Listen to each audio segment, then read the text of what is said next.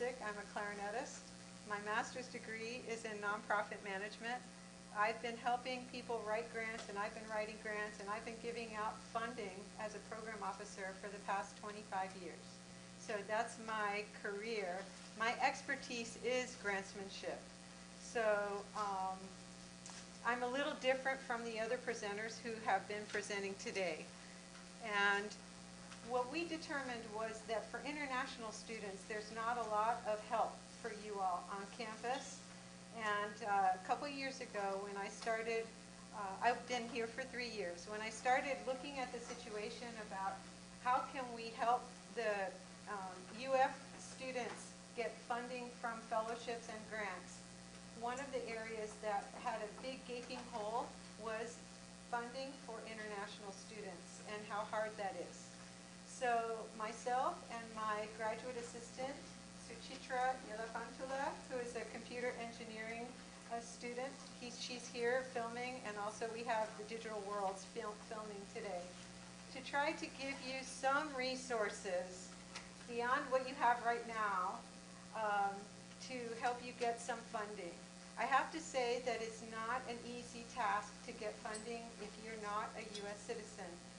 You have to really dig and dig and dig for information. It's not readily available. So don't think that if you've tried to look for money and you have failed, that there's anything wrong with you, okay? Because I'm a pretty professional person in this field. I even have difficulty, and you will see later on, we'll do a simulation with one of the proposals so you can see how difficult it is, even when you do know what you're doing. So I wanted to bring you to the main site of the library's homepage. Is everyone familiar with this site? Okay. So I'm going to take you to the Grants Resource Opportunities page, which is, you click on Using the Libraries, and you click here on Grant Resources. Once you come to this page, we have loaded everything on this one page that provides assistance, and I just wanted to give you an idea of what you're going to see here. The third link on the left, it says Past Applications. When you go here, you will see some, we're trying to gather successful applications. So far, in the past few years, we have gathered 3 NSF Graduate Research Fellowship applications. Actually, yes, I think they're all, there might be a doctoral dissertation improvement grant here. And then we have examples of 2 successful Fulbright applications for you to read. It's very important that you read successful applications. I would say if the only way that you're going to learn how to prepare a fundable proposal is to read other funded proposals, period. Okay? Step 1, you can find all the resources and applications on the planet. But if you've never, it's kind of, if you never saw a fish, and I tried to describe a fish to you, it would be almost impossible for you to have a mental image of how a fish swims, correct? Or it breathes, et cetera, et cetera. You have to see a fish to understand a fish. Same thing with grants. You have to read several grants to understand, actually, I call them grant applications, in order to understand what one looks like. Now, their terminology is a little confusing. There can be grants to individuals, okay? That's a technical word, grants to individuals or fellowships. Those are the 2 types of funding for individuals that you can get. And it's important to know a fellowship and a grant is the same thing. Usually the word fellowship is used to describe grants to individuals, as opposed to grants to a university or to an organization. Does that make sense to everyone? Okay. So these are really amazing things to look at, and we'll come back and look at one, except we have it loaded on the other site. When you get down to resources, if you click on workshops,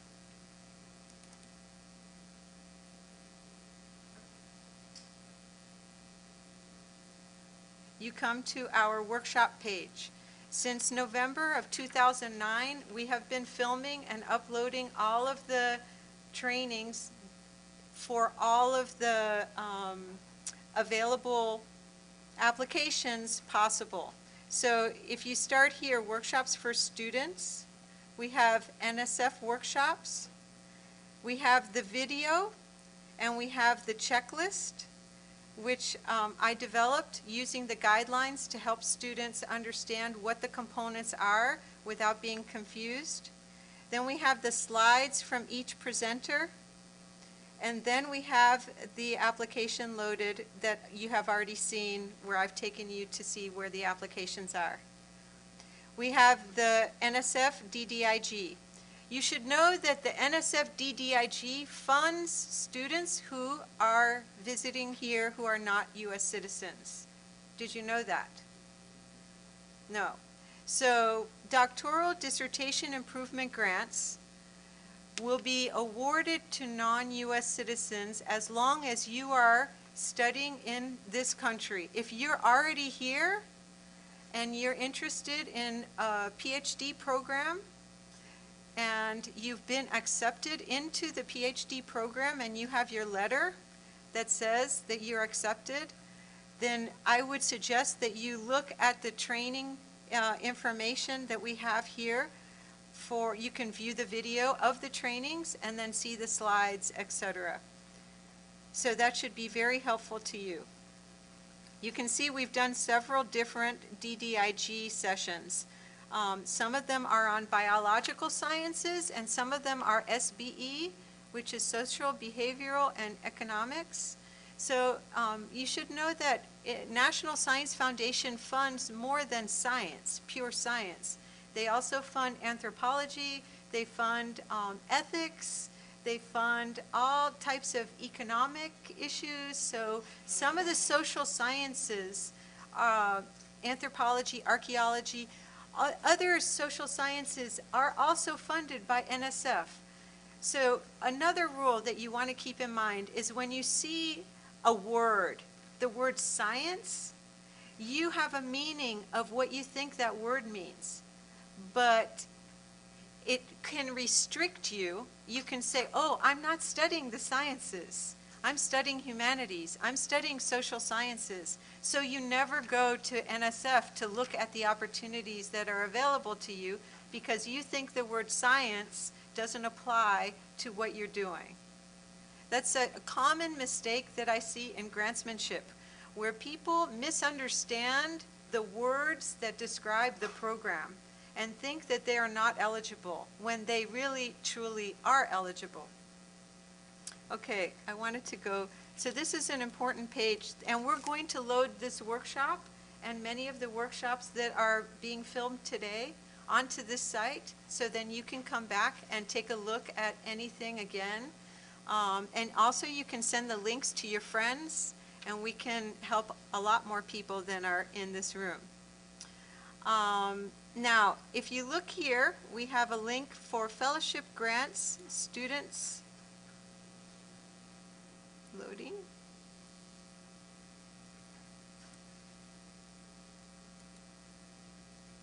Here we are.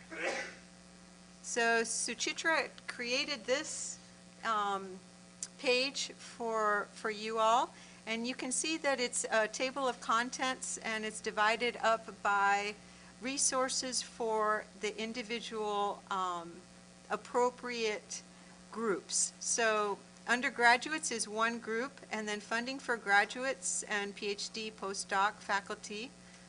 And then down here we have a separate page for funding for international undergrad, graduate, PhD, and postdoc. And that's the handout that you have in front of you.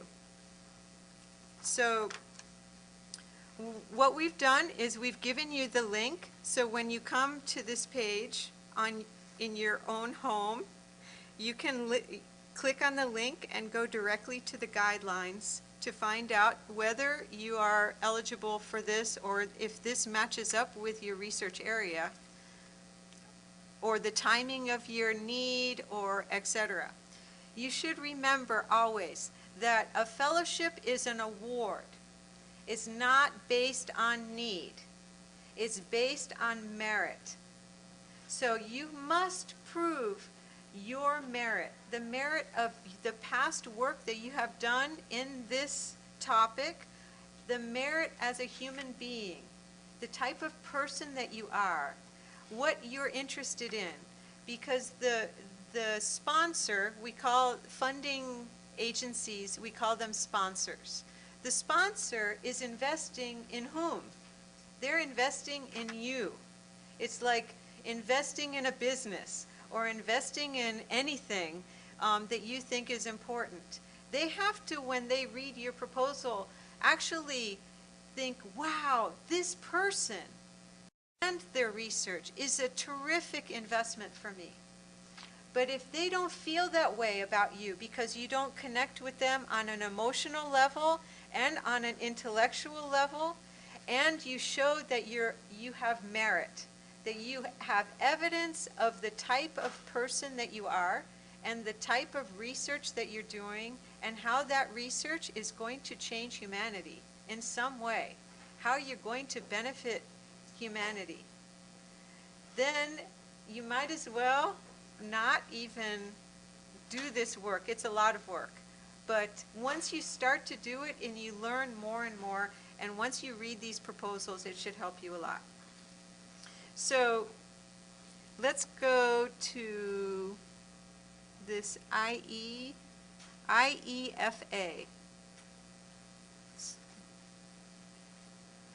Here, up, international. What number is it? Up? Oh, go back to the, okay. I'm going to take you to a specific resource that Suchitra found. It's called International Education Financial Aid. Is anyone familiar with this site? No? Some? Please have a seat and take a handout, please. There's a handout right there.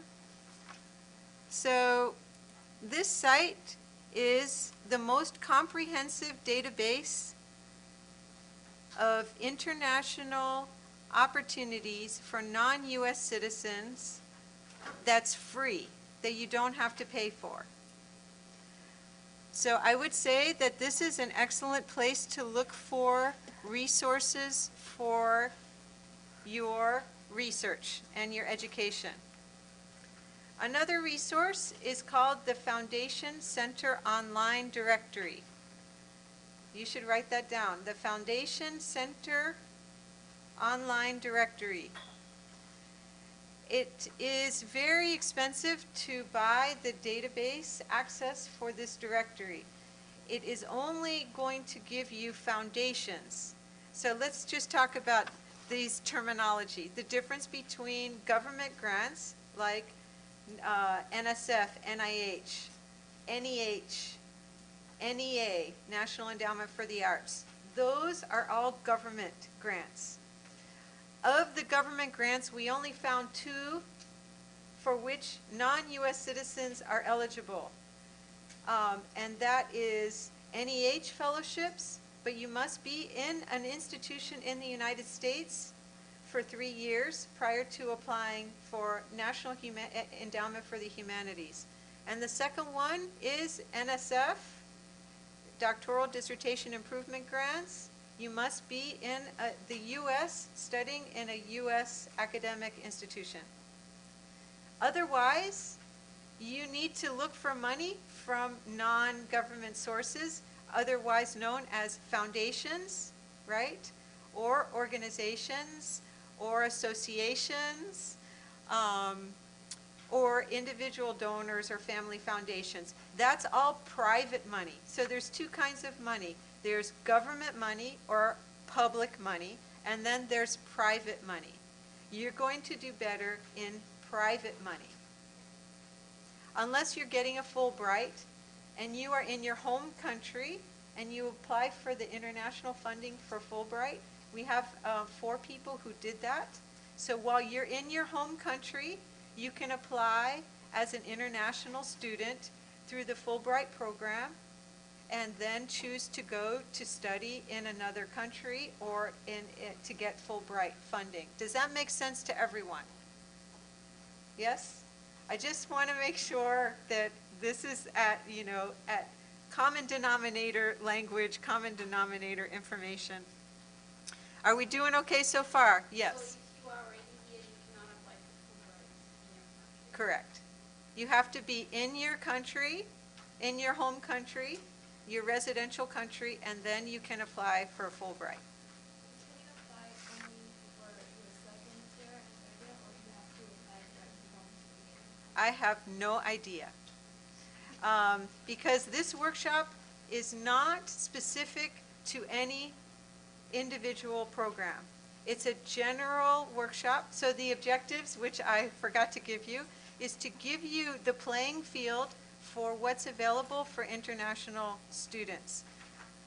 As opposed to the other workshops that are very specific, Fulbright or NSF or Ford or NIH, this is a specific workshop to give you information about what's available for international students.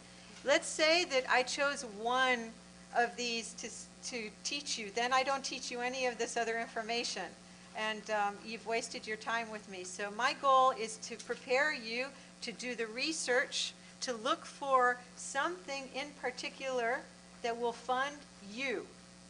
Okay, as opposed to doing a workshop on a sponsor that I don't know if it's going to help you or not. So I need to give you as many resources as possible. In order to go to the Foundation Center online directory, you can go to the public library here on Main Street in Gainesville and ask the reference librarian for access to the Foundation Center online directory.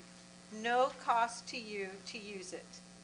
If you want to use it yourself in your own apartment or your own home, you have to pay for that resource, and it's not inexpensive.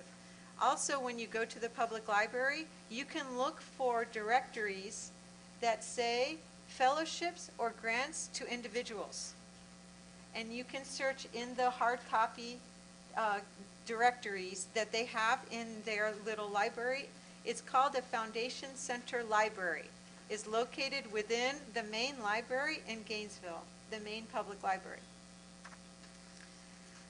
Okay, so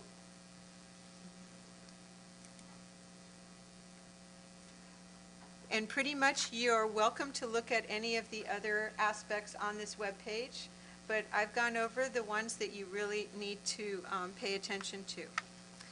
So I'm not sure in the other sessions if they talked about what the typical components of these proposals are. Most of these proposals, welcome, you can take a sheet here, require the following things. If you can write these down, because I don't have a PowerPoint. It requires an abstract.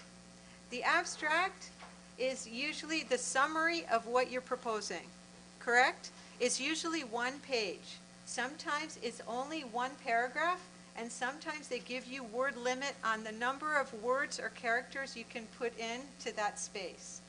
The last thing that you do is you write the abstract, okay? It's not the first thing you do.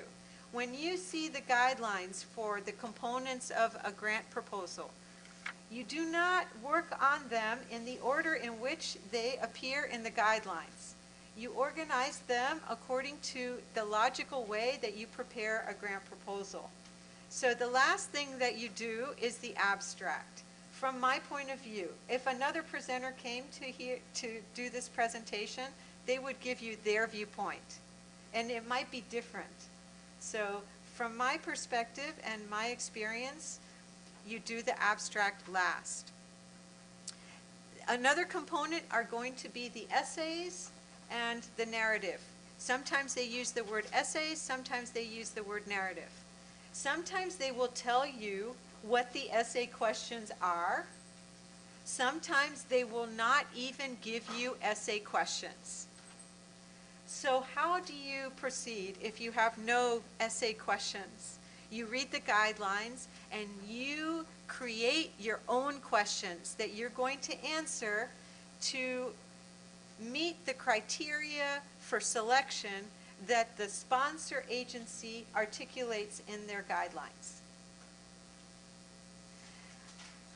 The power of the question is to create the container, okay? A question creates a container for information, correct? Without the question, you have no container. You have no idea what it is that they want you to write about. So in order to figure that out, you have to read the guidelines and the criteria to see what are they looking for. What kind of person, what kind of background, what kind of research, what kind of experience, what kind of impact are they looking for that I can write a question and answer the question in order to meet their needs. It's a little bit backwards. And because you're students and you're so used to having the professor feed you, answer these questions, you come to a situation where you have no questions, but you have to submit an essay or you have to submit a narrative and you don't know what to write. So immediately the first step is to read the guidelines and underline all the criteria. What criteria will they judge you by, and what information are they seeking, even though they're not helping you? The thing is that these websites are not designed by librarians or anyone who works in the user information field. It's usually an IT person who sits down and plugs everything in, and then you have to figure it out on your own. The cover letter. The cover letter is where you put all the things that you wanted to say in your narrative, but you had no place to put it. You want to make sure that you give an idea of the kind of person that you are in the cover letter. Some proposals don't require cover letters. I write the cover letter next to last. Reference letters, the first thing I try to do is to create enough of an information to get out to my letter writers. Why? Because it takes them as long to write one letter as it's going to take me as long to write the whole proposal. So you want them busy doing their part while you're doing your part in the front end of the process, not in the back end. Again, do not follow the order of the application. You use your own common sense. Try to get your letter writers ahead of time. You need someone who knows you to write the letter. An advisor who only met you once is not going to write a compelling letter. You need people who know you well and know your research well, or know you as a person well, to write the letter.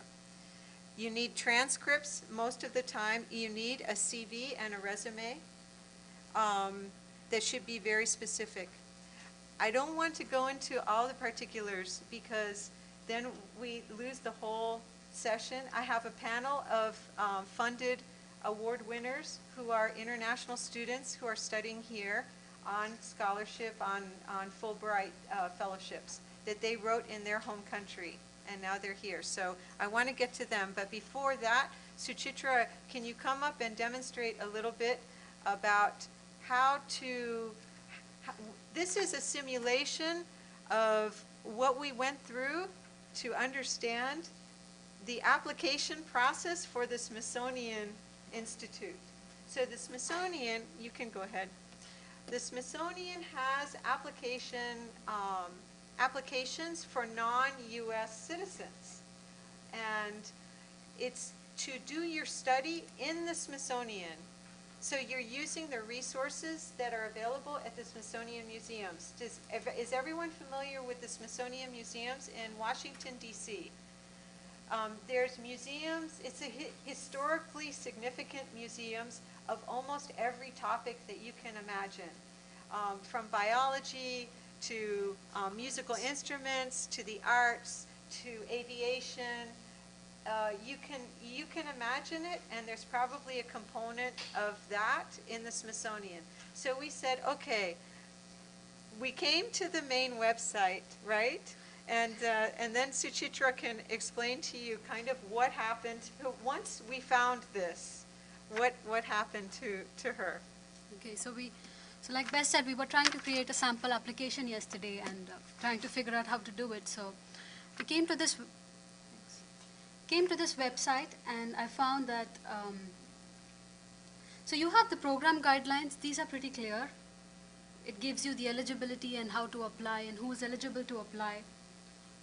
And you have several different fellowships for this. So this is a very general category when it says Smithsonian Fellowship Opportunities. Later on, I'll open one more page where it gives you the complete list of fellowships and grants, so you can get a more detailed idea about that. So, so we were trying to open the application, and then we found that there was no application on this page. So it says preparing for the online application, and then it gives you a link for some other application here. So as we were looking, we found this link here. So basically for this particular one which we are looking at, which is for the graduate research fellowships, the application is already closed. So this takes you to another portal. They use a very different and not very straightforward system for applying. So each site you go to will have a very different way of applying, as you would have seen. So in this particular one, you need to register for this. So I created a sample account. Let me log into that. So we pretended to be applicants, because in this case, you cannot see the application unless you log in. You have no idea what you're doing. You don't know if you want to apply to the Smithsonian. But in order to figure out if you want to apply, you have to create a login. They won't show you the application anywhere so that you have an idea of what is this. So we went ahead and we created a false application, and we filled in all the profile information. So we used Suchitra, and we said she's from India, and we gave the address of the university, et cetera, et cetera. Okay, so this is the sample application which you created, just to give you an idea of what it looks like. Let me edit this.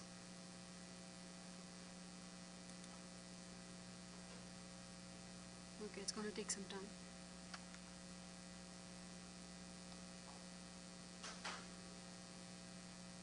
Okay, now you have your fields up there. Okay, so here you can see the different pages which you have to fill in.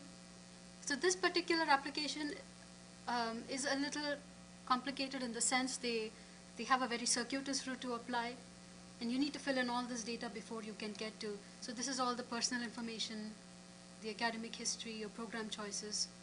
So the application materials is where we reach the page where we see the materials Bess was talking about earlier. You wanna Yes, talk about okay. that, So now, I don't want to take up more time because I want you to hear from the panel.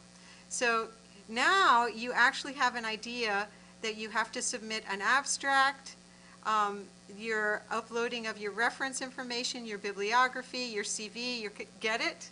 And then you click on each one of these, and it gives you instructions as to what it is that they want. So I think the lesson learned here is that there are no rules for looking for funding from these very different private agencies. Does this make sense to you? Okay? That each one is a case by case. Each one you're going to have to experiment and look to see, is this something that fits what I'm looking for, what my research background is, the timing of when I need my funding, the program, does it match up with me? And if it does, I'm going to apply. And the more you apply, the more you will get feedback. I'm going to ask if the panelists are here to come and sit in the front. And we can move this microphone. Oh, okay. Oh, Okay, okay, it's fine. That's okay, that's okay. Oh, thank you.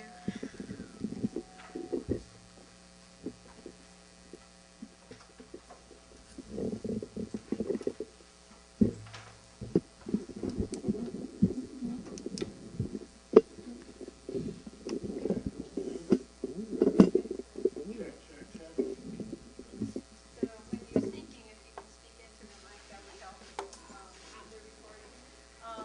Also, before we get started, I just wanted to let you know, if you go to the page where I showed you the sample application, and you click on Christy Galt, her application to NSF is there, and she has the reviewer comments also that she put there. So you can read the whole proposal and in your mind think, oh, what do I like about this, what don't I like about it? And then you can read what the reviewers thought, and that will give you a good learning of what they're looking for and how they review. So if each one of you could introduce yourselves and then, because I just met them just now, it's nice to meet you in person. We've been communicating by email. And say what year you're in, what year you applied, and what your research, your specific research topic is. And if you could pick up the microphone and talk. I think it's on. Hi, my name is Andreea Savu. I come from Romania. I have actually graduated with my master, so I'm done. I'm actually going back to Romania in a month. I have applied for Fulbright in 2008, I think, and I got it in 2009. There's usually a pretty big time period in order to process the application, go through the interview phase. So sometimes it can take up to 2 years to actually get the award. So I came here in August 2009, and my program was 2 years. I got funding for only 1 year. That's also specific from country to country. So I was in a situation in which I was here and I had to find funding, which I must tell you, it is pretty difficult. I got it, and I got to finish my master's. My master's was in mass communications, and my specific research topic and my master thesis was on the role of communications in building and maintaining multi-sector partnerships for social change. It's a long one. Thank you. Hello, my name is Pablo Herrera. I am from Guatemala.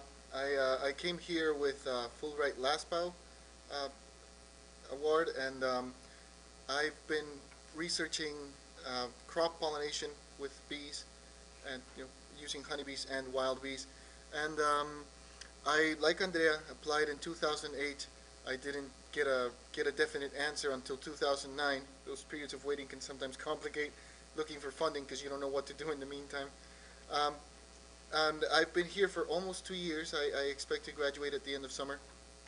That's it. Hi, my name is Noor El-Bashiti. I'm from Jordan. I applied for the Fulbright on 2007, and it took a year for me to come here, so I was admitted in the University of Florida in 2008. The process was really easy, and like currently I'm trying to find a way to quantify hypernasality. We're trying to find like an invasive way to evaluate patients with hypernasality. One thing that I would like to tell them, it's like a tip.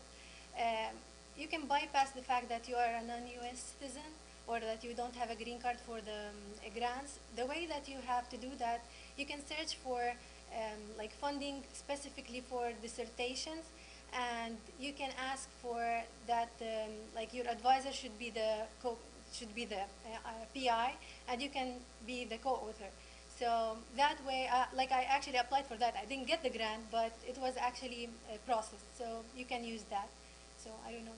Oh, that was a great tip, and we'll Yeah. come back to that. Thank you, Noor.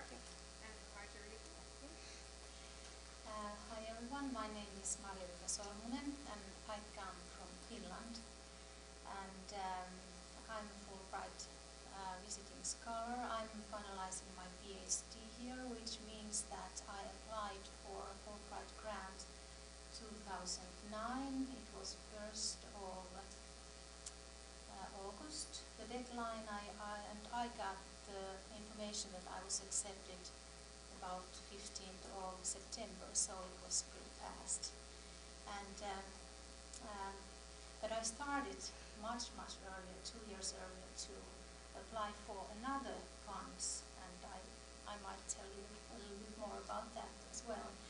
And if someone is interested in a viewpoint to take a family with you to another country, I'm an expert for that.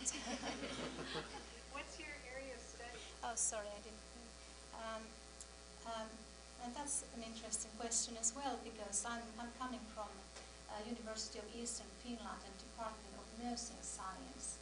But I didn't come here to study nursing science, because my research team is the collaboration of home and school in child's health learning. So it combines health and education. And so I'm here at the Department of Health Education and Behavior. So I think we should follow up on this idea of tips. Did you like that? Okay, so tips for how to either apply, or the ideas that you have to have in your mind's eye for applying. Nora, I want you to go over that one more time. Okay. Everyone knows that PI is a principal investigator, who is the person in charge of the proposal. So can you explain again what this idea was? Okay, I can give them more than one idea because Sure. I don't know if everybody knows that, but Fulbright only funds 2 years. So if you're in a PhD program, you have to have your own funding after that. And I had some problems with the funding because my department was not able to fund me after that. So what I did is I'm currently surviving on small grants, or I don't know if you can call them fellowships, I don't think so. But the most important thing is that you have to keep in mind how to sell yourself. It doesn't have to be like the way you write the proposal, it doesn't have to be really what you want. You can still have the same goal, but then you kind of want to let them hear what they want. I don't know if you understand that. So just try to sell your research. This is one thing that helps. And one more thing is try to find grants outside the range of the university. Like what I did, I got this $3,000 from a website. It was just like a grant that would help minorities like women or international women in the US. So it had no relation to my field, nothing. But I was able to get some money to be able to pay tuition only for one semester or something, but it helped definitely. What else? Yeah, and keep looking for these grants that would allow your advisor to be the principal investigator. I think if your research was competitive, then that wouldn't be a problem. They would really consider that. I actually applied for one. I didn't get it because I had to switch my focus topic, but I think it might work for some people. I don't know. Great, thank you, Nora. Yeah. Any other tips? Pablo, do you have a tip? Or Yeah, I'd like to see. One thing that's really important when you're applying is you should focus on being, well, two things. One, you should try to be well-rounded as an applicant. I know lots of people who are, for example, very good mathematicians, but then they are incapable of communicating socially, and so you should work on your social skills. You should have a range of topics beyond your own, because when you get you're in front of a group of people that are analyzing, will they give you a grant? They won't always be people in your field. So it's good to be able to communicate across fields and all of that. And then the other thing is focus on your strengths. Because, for example, I'm a good student, but I'm not an extraordinary student. And I've got, B's and a few C's that I've tried to put under the carpet, but I have them, So so what I do is, well, yes, I've got a couple of bad grades here and there, but I'm a really good researcher. I'm very good at presentation. I'm very good at communicating. So sell your strengths and try to make up for whatever you're lacking. Yeah, I do agree with everything they said before, and also try to meet people that have applied for that specific. For instance, Fulbright is a big program, so you'll probably find alumni in your university at home or in the university in here that have applied and they know the process and they know, what Fulbright wants. I had as an advisor one of my former professors in Romania who was a Fulbright alumni, and I can tell you it's not really, as Bess was saying, the criteria is not really very clear, especially for Fulbright Romania. You didn't really know what they were judging about. But talking to somebody that has been through it, it's really, really helpful in order to make a good grant application. And also, make sure somebody reads it before you actually apply. It's also very helpful in seeing if you're clear enough, if your objectives all well enough organized. Because as Pablo was saying, most of the times they're not really on your field and you need to communicate them in a very clear manner. So the importance of your research does stand out.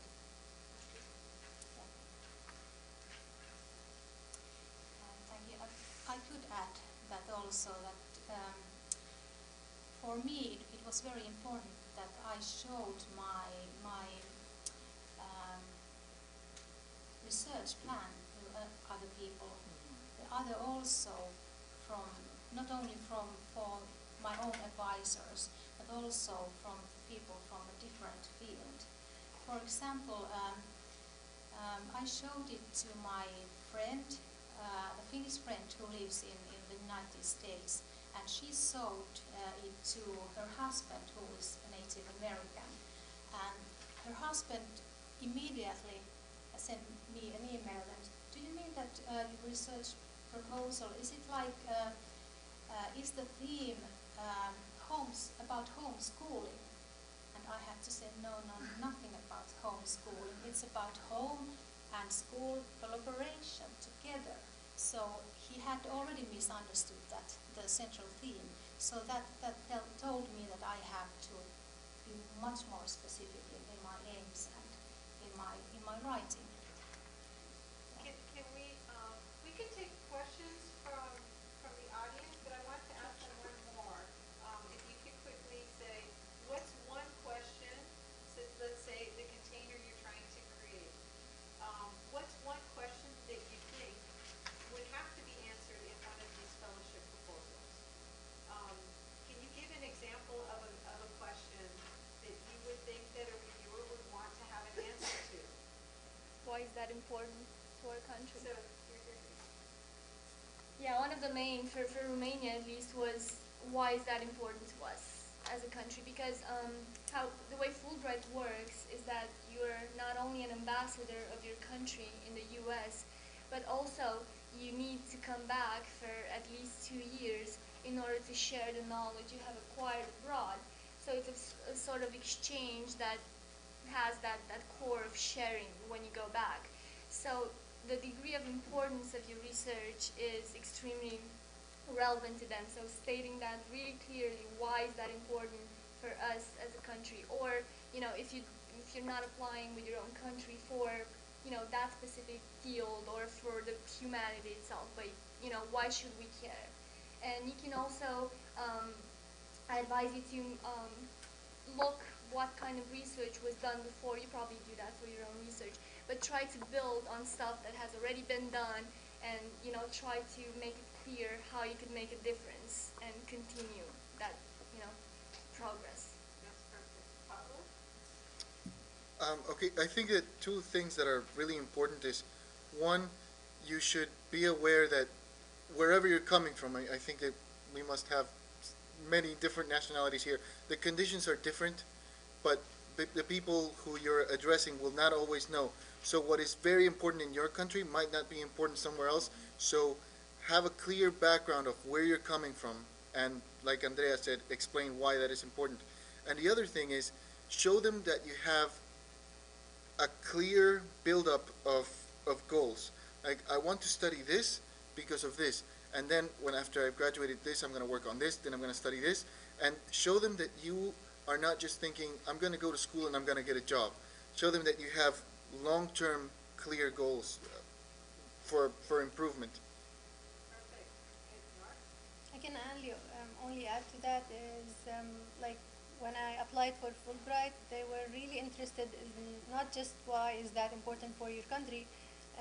They were interested in what are you going to do with it? Like, are you going to be in the academic field? Are you going to be in clinical field? What exactly are you planning to do when you go back? And I think that was one of the most important things that helped me get the Fulbright, actually. And I remember from the interview that the committee was very interested in why the United States. So I had to be quite specific in details and tell them that why have I chosen this country. For me it was obvious because the team was studied in the United States for decades and it was novel in Finland, so it was I could give them very good reasons for that. But you have to think about that also very much before you go to if you go to the interview. Excellent, excellent. So that you should know that if the reviewer is reading your proposal and there's no details, they cannot create a mental movie of who you are and what you want to do. So the first thing I would normally do is a timeline that shows, okay, this is my plan. And in order for me to execute my plan, these specific things in my plan, I have to have this much money. I need this much money in order to execute. There we go. In order to execute this plan, I need this much money, and this is how I plan to put all that together. I'm sorry, Thank you. I have to Thank go. you so Bye. much. Could you give her a hand, please? So we have some questions now from the audience. Yes, speak up very loudly. Yeah, about the writing, because I think for us, we're international students, writing always is a struggle. And how do you manage that? How do you improve your writing when you are proposing a project, research? How do you improve your writing? I can add on that. Okay, so the first thing that I would do is like read articles. What I do is try to like mimic a style. This will give you just a training. You don't have to copy from other people, but just see how they write and try to imitate their style. Like one time by the other, and then you will develop your own style, or you will have more like expertise in that. And then the other thing that I do is I send my whatever I write, like manuscripts or proposals, to my friends who have their English language as the first language, and they would really help. Like they would really give you some feedback on that. I have another one for Bess. Another thing that I think is important is sit down and study the language. Like, just sit down and learn the grammar, because, and here's the deal. I mean, if you can learn biochemistry, you can learn differential equations, you can learn a language. It's easier. So. Another question, yes. If somebody has already have the fellowship from the university first, would he or she be eligible? Would she or he apply for some other fellowship outside? Yes, of course. So if you already have a fellowship, are you eligible to apply for other money? I have to say that money is the biggest confusion I think that most everybody has. How does money work? In this field, you can ask for more money. I think also being afraid to talk about money is a big impediment to getting funding. So you have to feel like confident in yourself that it doesn't matter if the question that you ask in your mind may be ignorant. I think you need to get away from that. Ask it anyway. So in this case, if you have money, that gives you more of a chance to get other money. And you can keep more than, it's not double dipping, triple dipping. If they ask you, there might be a question, are you currently getting funding? And you answer yes, and how much? That will be in your favor because someone else already invested in you, and you can prove that you're a good risk. Yes? Just following that question, so while receiving some or applying for some new grants, or let's assume in the end you successfully win that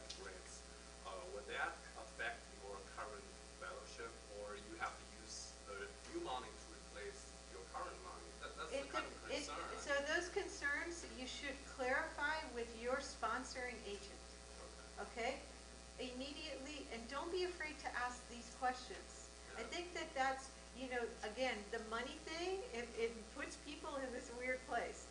Ask, I'm currently being funded, it doesn't show that you're greedy, you know? Yeah, It just yeah, shows sure. that you're smart. You have current funding, I would like to apply for some other funding, will it jeopardize my current funding? Yeah, that's Yes or no? what I'm thinking, like for us as a PhD student, we want to apply for some, DBIG, Yes. something like that. Of So course. I'm just thinking. It's an award for merit. You just have to make sure that if you have any question about losing your current funding, before you do anything, go to your sponsor and say, can I apply for this DBIG? I bet you they're gonna say, sure. It's not based on need, it's based on merit. Yeah, but sometimes I just want to add to that because I was in a situation in which I got an assistantship, teaching assistantship from UF, and then it wasn't very much, so I needed an extra amount of money, and I applied for a women's scholarship, and they said, we have needier people, and you already have this salary, and so we cannot really give it to you. So sometimes you will find that because there's a lot of people in line actually, looking for funds, and if they see you have too much money and it's over that, living arrangement, they might say no. It happened to me. It was the only reason they said no. They said you have a great application, but we have people that don't have that assistantship, so we'll give money to them. Also, for instance, in the Fulbright case, you cannot apply for any other funding. It's an exclusive scholarship, and once you get it, you're not allowed to have any other funding. So it does depend from sponsor to sponsor, and you should, investigate that from the very beginning to see if you have, what opportunities you have further. Thank you for clarifying. And you see, she said the truth because There's based on yeah. her experience, based on my experience, the more you ask, be upfront with your questions. I think we have to stop because